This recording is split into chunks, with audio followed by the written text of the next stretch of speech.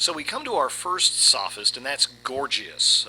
Everybody loves to try to pronounce the name different ways, but as best as I can determine, it's Gorgias. Like, who wouldn't want to name their kid Gorgias? Speaking of Gorgias, Helen of Troy, the face that launched 1,000 ships, 1,000,000 ships, however many ships it was. This is Gorgias's. Remember, I told you the sophists like to take on these tasks for the fun of being able to prove a point, even if some people don't think that you're right. Almost everyone believes that Helen of Troy was a real scoundrel for having been married and then taking off with Paris. It doesn't matter that he looked like Orlando Bloom. It doesn't matter. It was immoral and wrong, and you shouldn't do that if you're married. And yet, most people think of Helen of Troy as being someone who was responsible for her behavior.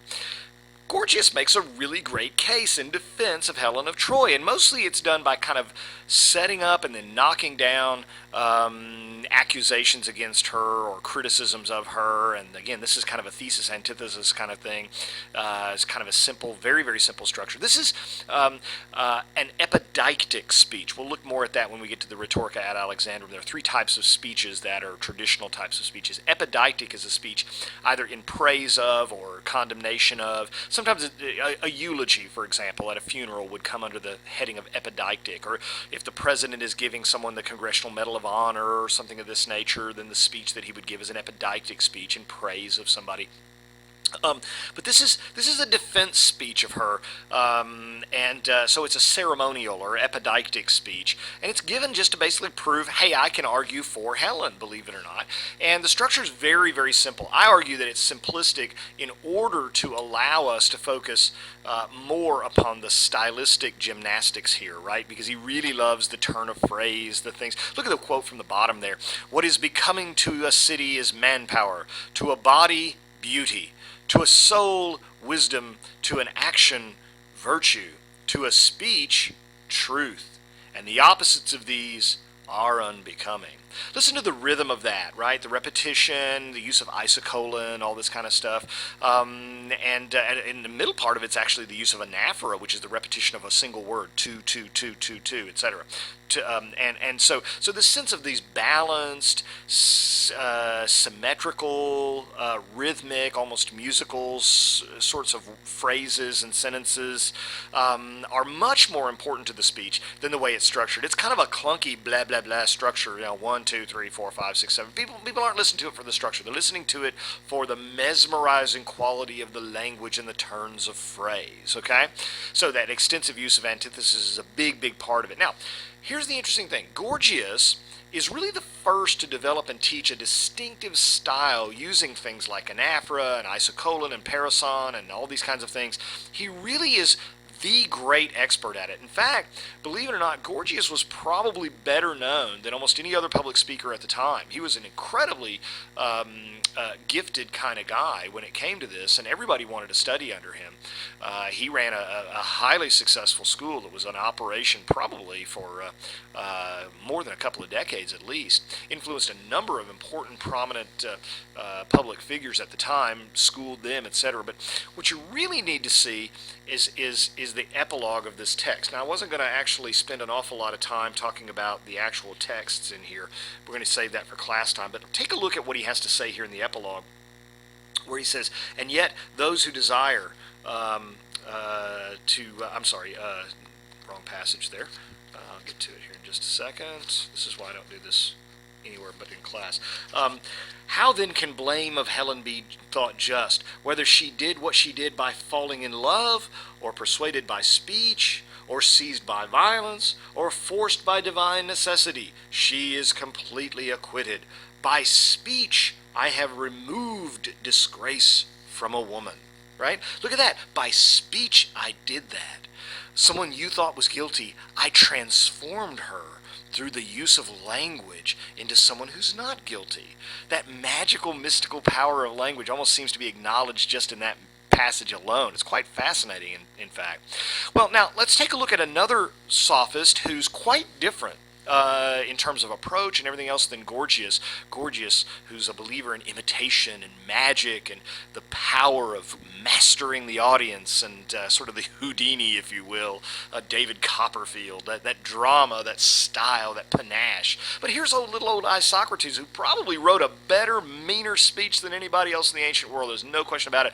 But the poor fellow couldn't stand up in front of an audience without falling to pieces. He just couldn't do it. He had terrible stage fright. But he was one of the greatest teachers of other orators and one of the greatest writers of speeches probably in history, right up there with Demosthenes. There's no question about it. So, but what we really remember Isocrates for is more number one, his small little treatise against the sophists, even though he was one. What he was talking about is against sophists with whom he disagreed, whose approach were different. Sophists like Gorgias, for example. And secondly, and most importantly, what he did in terms of setting the cornerstones, the foundation stones of Western education. And that's no overstatement, by the way. Because what people were doing is they were sort of educating kids in fairly narrow technical sorts of fields, and then they put them out to study rhetoric. And what was happening is your typical 18-year-old sort of knew a lot of facts and figures and was able to sort of, turn a cute phrase. But when you asked him questions, he couldn't answer anything. His head was just as empty as a bucket of rocks. I mean, there was nothing there. Sound familiar? Anyway, we won't talk about modern education and how it's kind of reverting back to that, but it certainly is. Isocrates comes up with this radical notion in opposition to the euristics and the other mainstream sophists. The euristics were ones that wanted to teach technical stuff. Sophists were people like Gorgias who wanted just imitation, etc., etc. You two guys, you two schools of thought, the technical people and the let it rub off on you and imitate and practice and recite people, are missing the point. You need a broad-based education because he's aiming at something that is really the foundation of the modern liberal arts education, later adopted and modified by Quintilian and all these other sorts of folks, and it's a basis, has been historically, of American higher education, as a matter of fact, until recently. And the reason he's saying this is that he wants to produce citizen orators. There's a patriotism that motivates what he's doing. He wants moral inculcation. Yes, he wants the development of public figures, men of responsibility, broad-based education who don't just speak well, but who make good decisions and who are able to decide.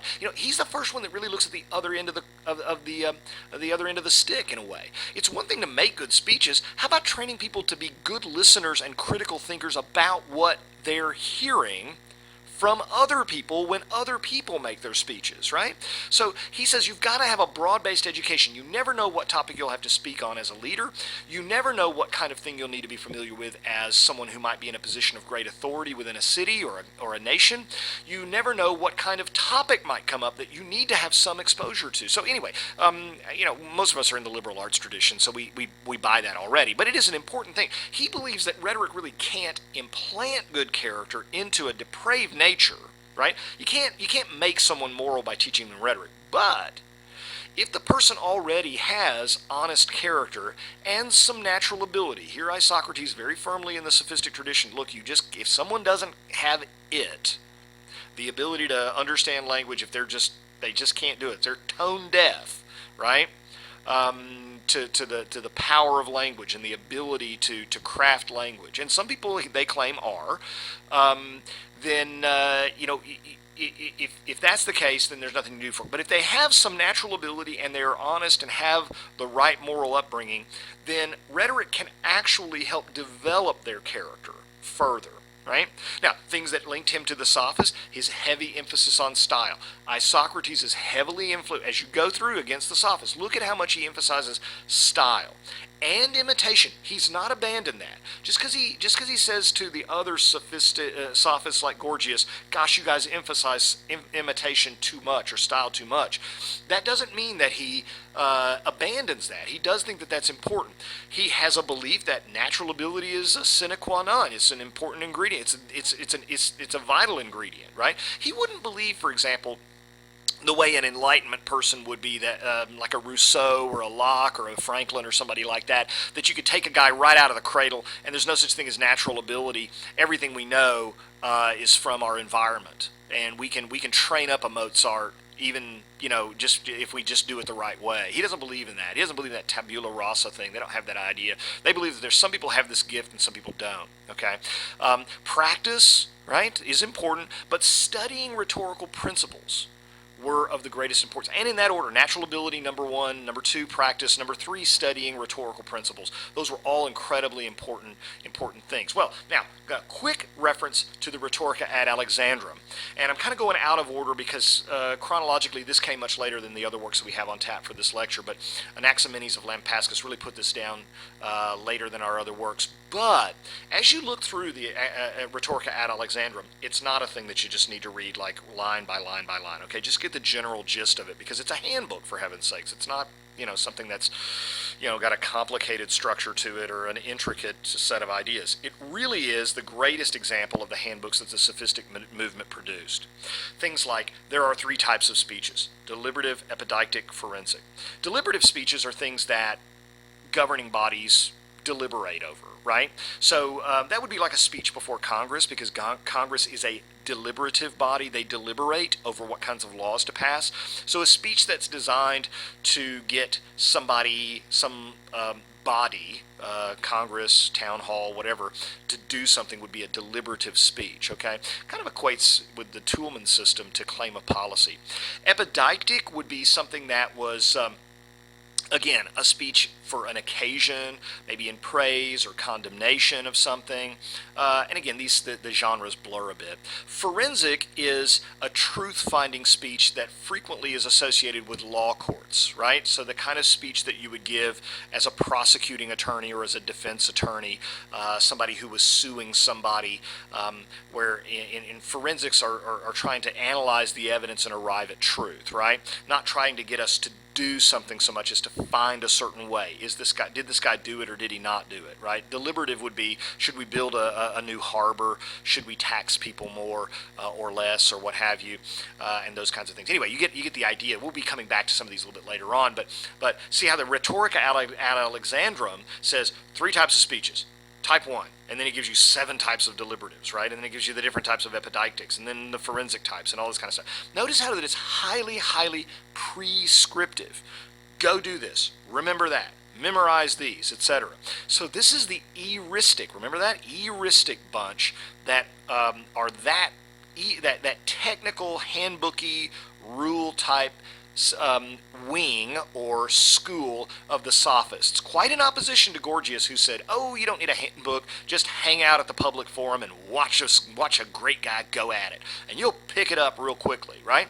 So these two guys, these two types of schools, are the sophistic movement in rhetoric. I know that we have a history of kind of talking negatively about sophists, or he's a sophist, meaning he's a phony teacher, or this is sophistry, right? This is intellectual tomfoolery, or whatever we would say. But in fact, if you study the real sophists, this is where education comes from in the Western world. And so, without a sophistic movement, there wouldn't be education, there wouldn't be schools, there wouldn't be what is today modern universities and modern curricula. So it's kind of an unfair jab. Usually when people use the term sophistic or sophistry, they're really kind of poking at kind of the abuses of it. Gorgias was a great speechwriter. But when you get up and say, I'm going to argue that dogs are cats, and then by the end I'm going to prove to you dogs are cats, there is a little bit of triviality going on there. Then that's probably worthy of condemnation.